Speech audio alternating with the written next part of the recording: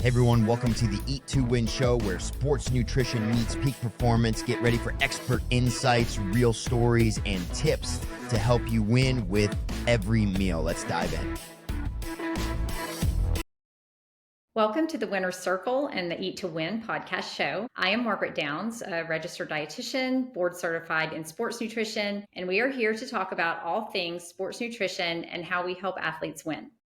Today, we are excited to welcome Jena Brown, who is also a registered dietitian, board certified in sport, and she is the owner of her private practice, Victorim Performance Nutrition. Jena takes an integrative approach to helping endurance athletes optimize their fueling, hydration, and overall performance. Today, we'll be discussing personalized sports nutrition, how to leverage biomarker testing, wearable devices, and supplementation while avoiding data overload. So let's dive in. Jena, thank you so much for joining us today. We're excited to learn from you and appreciate your time. You're welcome. I'm happy to be here. Awesome. So we will just start out today just learning a little bit more about you and how you came into this area of practice and kind of what stimulated your passion for it.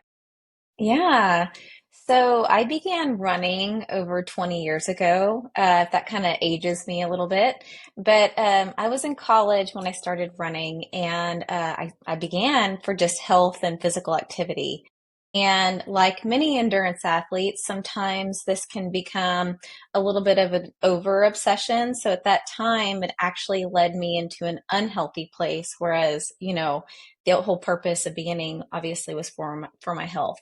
But yeah, it led me into, an obsession with my mileage and, what my food intake was and physical appearance. And so, that definitely impacted me later as I, began my professional career. At that time, I was not aware of, the correlation between nutrition and signs and physical signs and symptoms. So anyway, all of those things impacted me as a professional. And then later, I just wanted to share that with other endurance athletes, how to fuel your body and to avoid those extremes that we see commonly. Yeah. Right.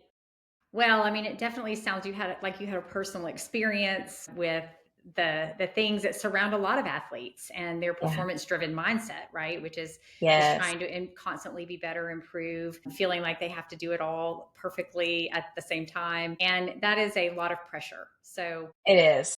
yes. And having, I think, that personal history also lends into really being able to help other people. So, I'm sure that's become an asset for you. Definitely. And, talking about biomarker testing today, it's just another layer that adds to that pressure sometimes, but it can be a tool that can be used for you. And then at other times we have to look at, what kind of boundaries that we have to put into place when it comes to testing. Yeah, great. Well, we look forward to learning more about that from you. So, what does an integrative approach to nutrition look like, and how do you apply that specifically to endurance athletes? Yeah. So to me, an integrative approach is really just zooming out and getting a really big picture of what I usually call like the athlete's ecosystem, right? So we're dietitians and we talk about nutrition and what we're eating and what we're drinking.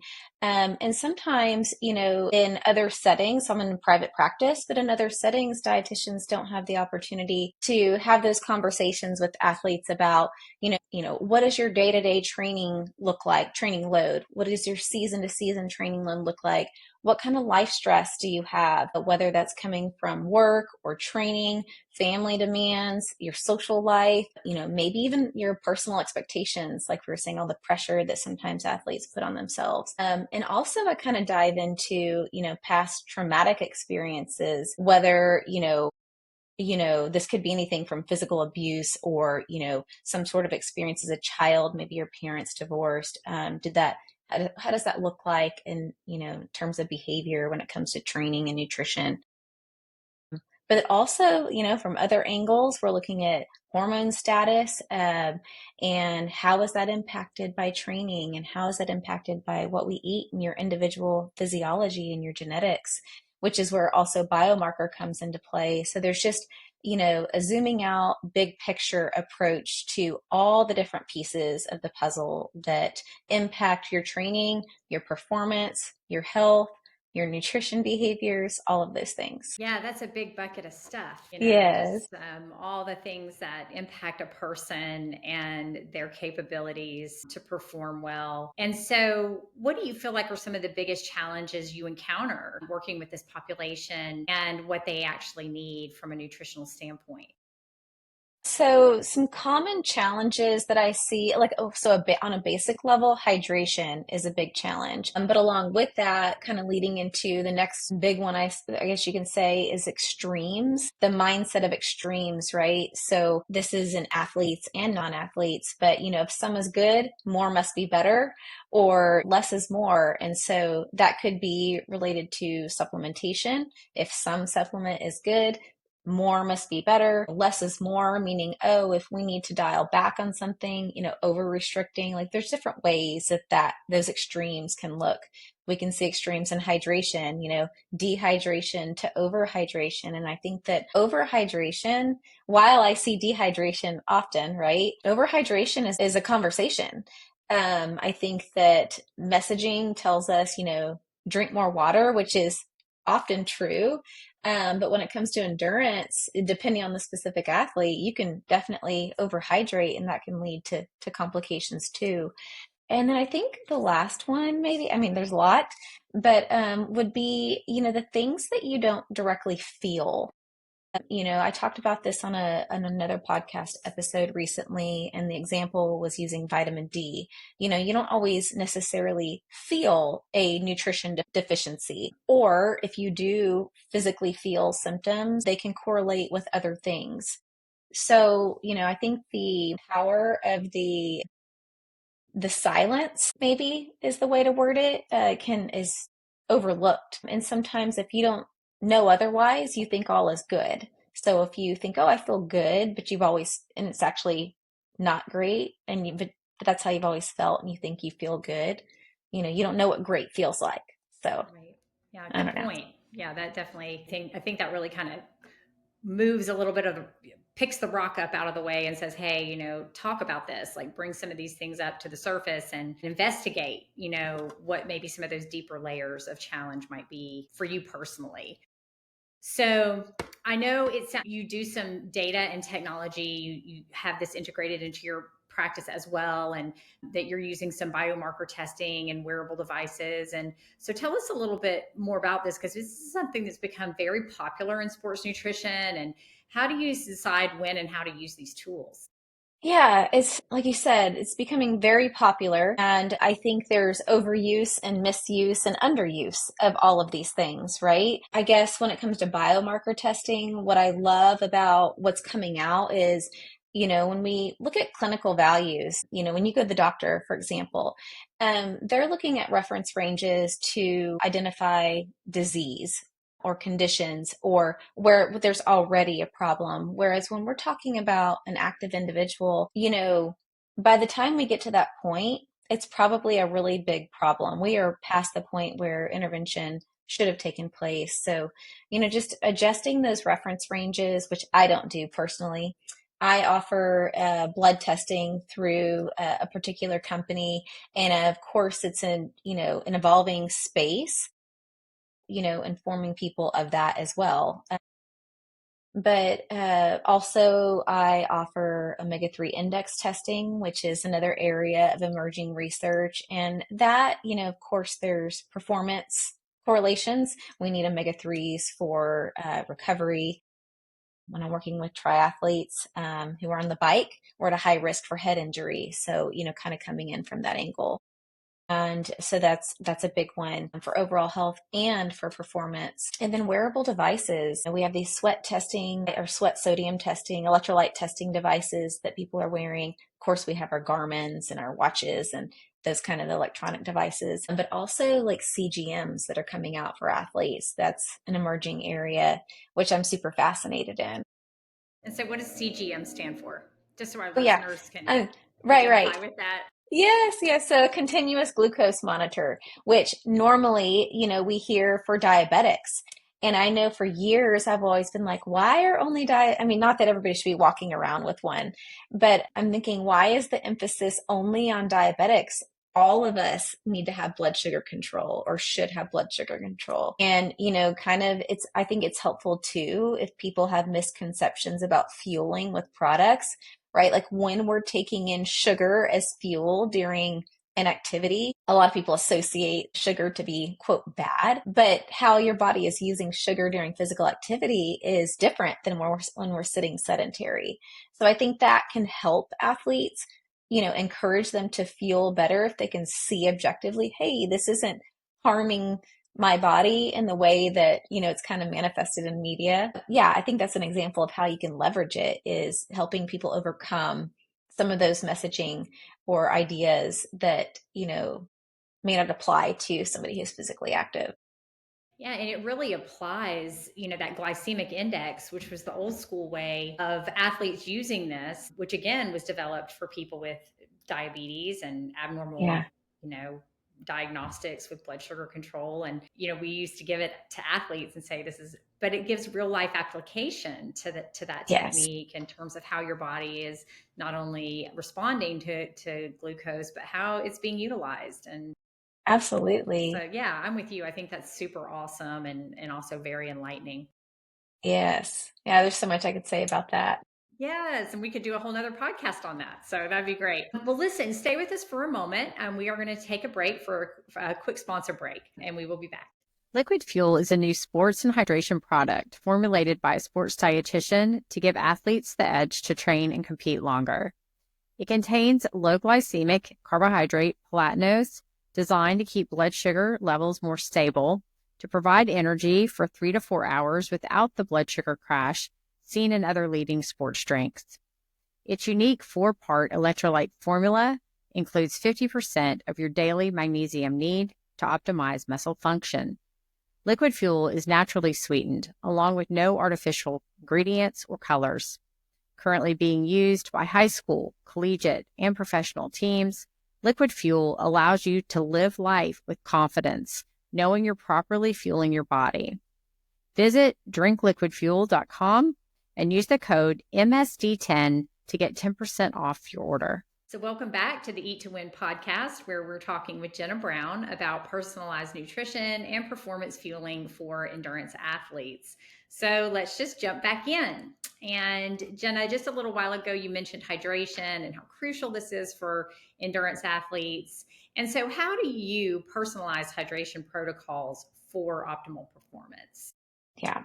So the first step is sweat rate, sweat volume. Sometimes you hear them used interchangeably. And really, sweat rate, that is simply understanding what your fluid loss is per hour. So that's the biggest thing. Are we losing, usually when I'm doing presentations, I'll hold a half-liter water bottle and I'll hold a 3-liter water bottle, which is actually kind of difficult to find. But that way people can see, am I losing less than a liter or half a liter of fluid per hour, or am I losing over 3 liters of fluid per hour? So that sweat rate tells you how much fluid am I losing.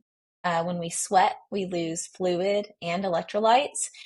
And when it comes to personalizing your hydration strategy, we're not replacing 100% of our losses. Typically, where I will start athletes is 60 to 70% of their loss. So somebody who's losing more, say 2, 3 liters per hour, would actually replace less. And that's just because it's not practical, right, to ask an athlete to drink that much fluid. And it depends. In my case, for endurance athletes, it's a little bit, we can do that more easily versus if you're talking about a football player.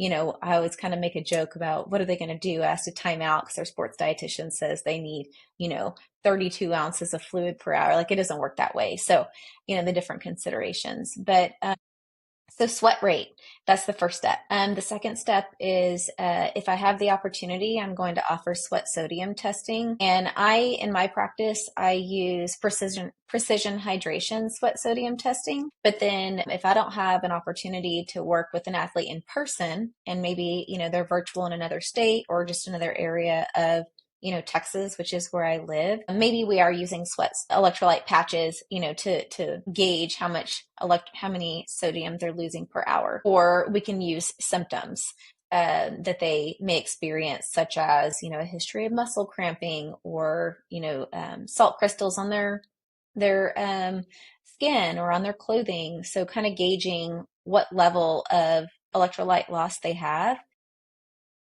Sweat rate, sweat sodium, electrolyte loss per liter. Depending on what kind of testing you're using, the precision hydration will tell you your electrolyte loss per liter of fluid, which is why we need to know our sweat rate, versus some of the patches, they vary on how they, measure your electrolyte loss. Yeah. That's really, really cool. It's fun. How do athletes, respond to this? I mean, when they get this information and they see this data.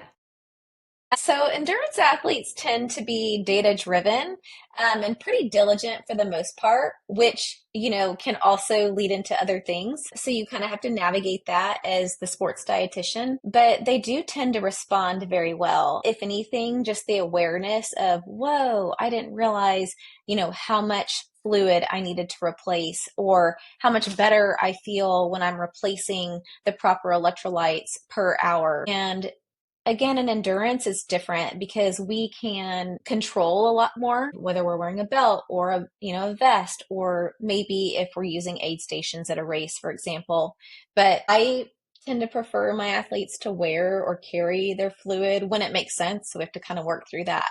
But it's received well, and the athletes definitely feel much better. Yeah, I bet that's some great outcomes for you, being the dietitian, to be able to see those improvements and get that feedback that it's very beneficial. And so how do you help prevent them from becoming overly reliant on this data? Because you mentioned that. We want to know, Yeah. like, we don't want to get too hung up on it, right? So how do you prevent them from losing sight of those foundational nutritional principles? Because of my personal journey and experience, honestly, I feel like I have a good intuition to kind of pick up on, sometimes information that they may volunteer, right? Somebody may volunteer that they have a history of something, or they may not, but I can pick up on certain things that they say or don't say when I'm working with them. So, by just learning and speaking to the athlete, I can also kind of gauge sometimes when they're filling out their intake forms, do we have a history of an eating disorder or restriction of some kind? If I know that, then the type of biomarker testing or wearable devices may change, or how we use it, right? And so I think that comes a little bit with my personal experience and my professional experience just as a dietitian. And then, also have to consider budget. It doesn't make sense. It's not practical for everybody. These things are not cheap or free. And so we have to consider, can we afford it? Accessibility in terms of, are we in person or not? But from overuse, it's really going to be, gauging just things that they say and their symptoms too. Would we benefit from more data, or or if we acquire data, if we have those data points, how or will we even use them? So I think a lot of it just comes from those individual conversations, Yeah. you know. Well, that makes complete sense. And it also sounds very useful and personalized. So Yeah, you mentioned that personalized approach, and that's how you work with people. And I think that's worthy of mention, that there's not one size fits all, right? And it sounds like you're really investing a lot of that personalized approach in your practice. That's necessary, right? Because we know not everybody gets those same nutrition prescriptions. And sometimes that's what data, like the old school apps, it's like, here's how much you need, your carbs, your proteins, your yes, fats, and people got so bogged down with numbers that they lost sight of, you need your nutrients, you need right. your vitamins and your minerals and all the things, and not so regulated. Yeah, and that's also why I love the integrative approach too, is, we have conventional sports nutrition messaging and recommendations, which serves a really good place for a lot of athletes. But then we have other athletes who that doesn't work for them, or they want something different. They're seeking something different. And so when you're working in that personalized space, you're able to, kind of work outside the boundaries is kind of the way I view it. We can put unconventional practices in place or try them. And whether that is from your experience as an athlete, maybe we've suffered something with conventional practices and saying, this is not a good option for me. Or maybe we're leveraging some of that, the biomarker testing or the data from wearable devices. Consider unconventional approaches. So that is an opportunity where that can definitely help you kind of consider different options outside the box, so to speak. But again, it's going to depend on the individual, ultimately, the individual where they're at in their process too. Well, and I always think about those informed like standards that we were trained in, which are the textbook, right, protocols that we were taught as sports dietitians, and that's definitely our starting point. Yes. But then when you actually get into practice, you're just working with all different kinds of people. And so it does take a creative approach and critical thinking to really bring out the best approach for everybody. Absolutely. So you make a good point in saying that. So lastly, Jenna, we just want to kind of touch a little bit on supplement recommendations. I mean, this is obviously something people are doing in every aspect of sport. Younger athletes being also really susceptible to just media marketing and information. So I wanted to ask you, how do you approach supplement recommendations while ensuring safety and effectiveness for the athletes that you work with?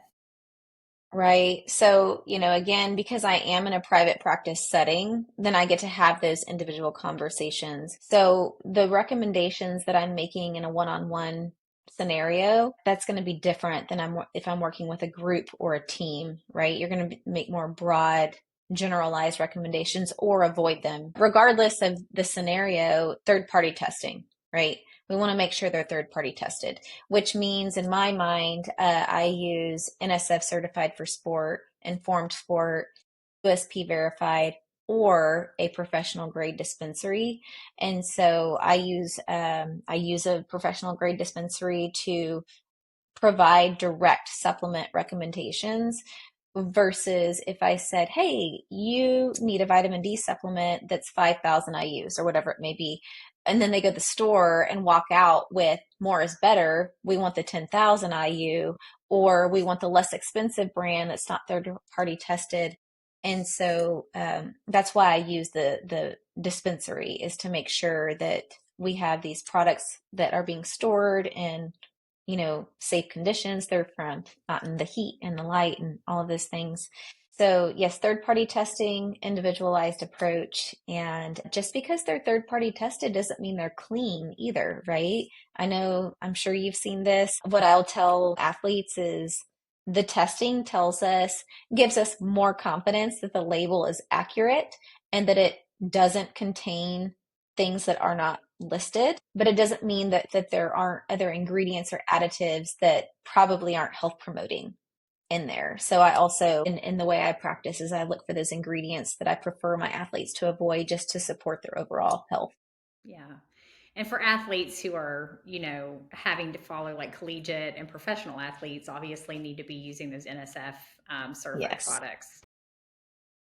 Key point there, and really appreciate that.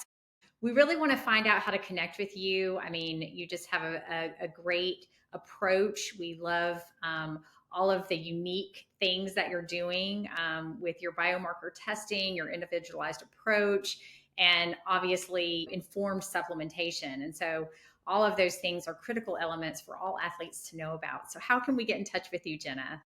Yeah, so my website is victorum.com. I know you mentioned previously, my business is Victorum Performance Nutrition. So you can find me on my website, victorum.com, or on social media, Instagram and Facebook. The handle is at Victorum Nutrition. So yeah, I'd love to connect. Super. Well, if you don't mind, I want to do a real quick rapid fire round. We don't have a Ooh, lot of time, but I yeah, love this because it just gives some really quick answers to maybe somebody's burning questions. I So, love it. if you had to choose between morning or evening training, what is your preference? Morning, absolutely, which I think Awesome. might be surprising. Because you have all that energy in the morning. That's I why, do. especially women. Yeah, Women with kids, morning. right.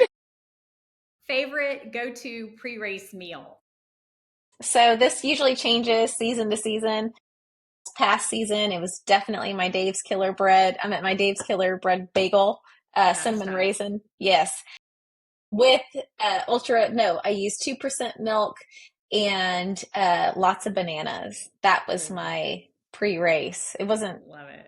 yeah, Simple, very very simple. simple. It has to Yes, be portable because, straightforward. I'm traveling for the race, so it's something I can Yeah. pack in my suitcase. Simple and balanced, and you can Yeah, just carry it anywhere you go. I love yeah. it. Practicing what you preach. So, what is the biggest sports nutrition myth you would love to bust up? Is I there guess, one? there's too many. I think it depends on the day, what we're battling. Carbs are always a battle. The overuse or underuse, that would be a myth, the over and underuse of carbs. What kind of context does that apply? But then, fat, I think there's a place we could talk about that. And then, I don't know, there's a lot. Carbs is a big one. Well, that is it for the Eat to Win podcast today. We thank you all for joining us. If you will, please like, subscribe, and rate our podcast today. We would greatly appreciate that. And we will see you again. Until then, just keep winning. Thanks for joining us on the Eat2Win show. Remember, every meal is a step toward victory. Until next time, stay strong and keep winning.